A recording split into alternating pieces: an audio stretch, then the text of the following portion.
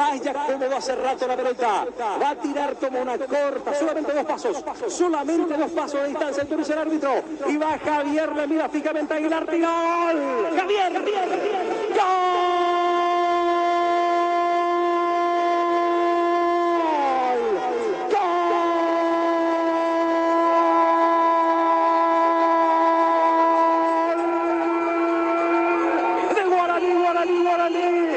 Un especialista, Javier Vaz no falla con mucha tranquilidad, con famosa tranquilidad, serenidad, seguridad, lo miró fijamente a Aguilar y fue con un toque de distinción, colocado al caño izquierdo. Aguilar fue al otro lado y Guaraní, frente a Olimpia en el clásico mazañejo, se está reencontrando con un triunfo después de una dolorosa eliminación de Copa Libertadores de América frente a Gremio.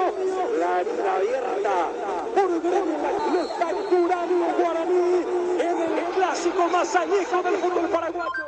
Lo hizo Javier Báez de penal infalible con alta jerarquía.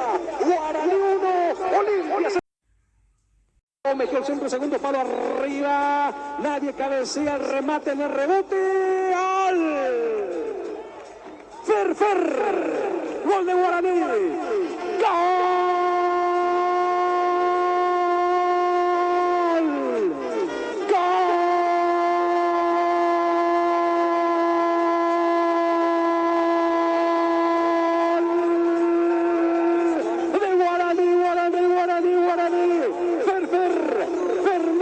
Fernández y una mirada hacia el cielo para esta recordación, este homenaje a un amigo, a un compañero que dejó esta tierra la semana pasada.